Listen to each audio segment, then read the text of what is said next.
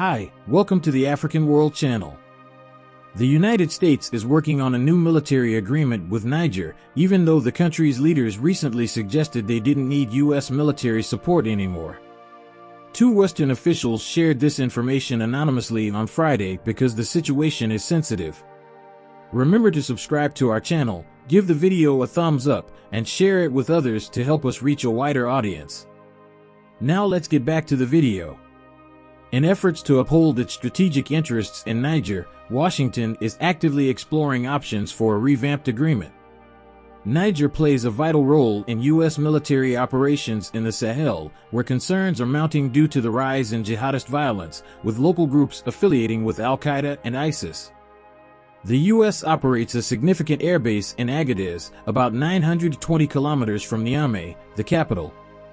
This base serves as a central hub for surveillance flights and various other operations. Since its establishment in 2013, the U.S. has invested heavily, pouring hundreds of millions of dollars into training Niger's military. However, diplomatic ties between Niger and Western nations have soured following the ousting of the democratically elected president by mutinous soldiers in July. In response, Niger's junta asked French forces to leave and sought security assistance from Russia.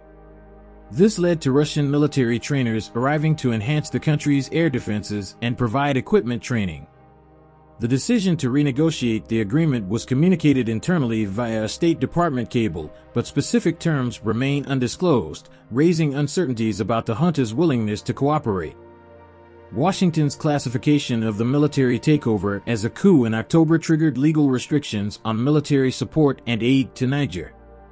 In March, a U.S. delegation engaged in high-level discussions in Niger, aiming to find common ground to address mutual concerns. "We are in ongoing dialogue with the transition authorities to determine the way forward," stated a State Department official. The junta has shown interest in a revised framework for US-Niger military cooperation, but the specifics are subject to negotiation. One official stressed that the revised agreement seeks to reconcile differing interests, emphasizing the importance of maintaining a U.S. presence for troop safety and safeguarding military and diplomatic personnel in case of regional escalation. Hannah Ray Armstrong, a senior consultant specializing in Sahel peace and security, acknowledged the complexity of the situation. She advocated for a strategic reassessment of U.S. engagement, urging a departure from past counterterrorism strategies and continued pressure on Sahel states to uphold accountability and human rights standards. Local activist Insa Gebrsedu, supporting Niger's military rulers with communications, couldn't confirm revisions to the military agreement but mentioned ongoing discussions with the U.S. He expressed Niger's willingness to collaborate with other nations while emphasizing the importance of fair and respectful bilateral relations to protect Niger's interests and its people. Niger should carefully consider the implications of allowing foreign military presence within its borders. While such agreements may seem beneficial on the surface, there are significant reasons to proceed with caution. Hosting foreign military forces can compromise Niger's sovereignty and independence.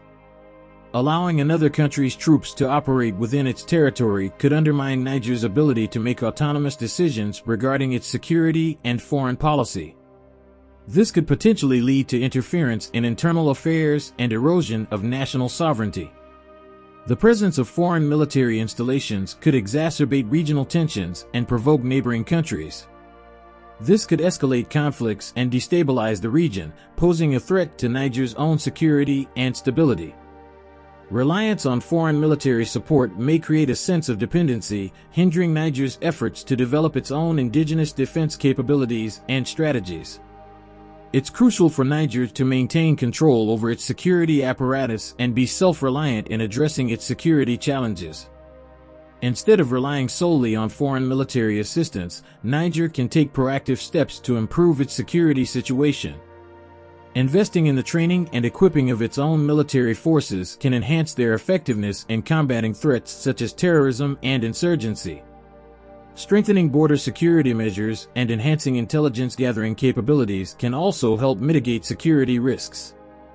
Fostering regional cooperation and collaboration with neighboring countries can be instrumental in addressing common security concerns. By working together with regional partners, Niger can leverage collective efforts and resources to enhance security and stability in the Sahel region. While foreign military assistance may offer short-term benefits, Niger should prioritize its long-term security interests and autonomy. By developing its own capabilities and fostering regional cooperation, Niger can better address its security challenges and safeguard its sovereignty. If Niger decides to sign the agreement with the U.S., it's important for them to keep this in mind. The United States has a history of not always sticking to agreements it makes, and Niger should be cautious about this when entering into military deals with them. U.S. foreign policy can change unexpectedly. When new leaders come into power or when global priorities shift, the U.S. might decide to rethink or cancel agreements it previously made. This uncertainty can make it hard for Niger to rely on the U.S. to keep its promises. The U.S. might get involved in Niger's internal affairs. Niger should be careful that any agreements with the U.S. don't come with conditions that could interfere with its independence or lead to unwanted interference in its own affairs. Sorting out legal and political issues in international agreements can be tricky. Niger might find it difficult to hold the U.S. accountable if they break the terms of their agreements or if there's a disagreement about what those terms mean. This can be especially tough if the agreements don't have strong ways to enforce them or if the balance of power between the two countries isn't equal. To protect itself, Niger should be cautious when negotiating with the United States. It should make sure the terms of their agreements are clear, enforceable, and put Niger's interests first. Doing thorough research, asking for guarantees of respect and non-interference, and working with other countries as well can help Niger avoid relying too much on one partner. Keeping communication open with U.S. officials can also help address concerns and prevent misunderstandings. Overall, Niger needs to be vigilant and take steps to safeguard its own interests when making military agreements with the United States or any other country. The situation highlights the complex dynamics at play in Niger, where diplomatic relations with Western nations have strained following a military takeover. The renegotiation of the military agreement underscores the significance of Niger's role in U.S. military operations in the Sahel region, particularly amid rising concerns about jihadist violence.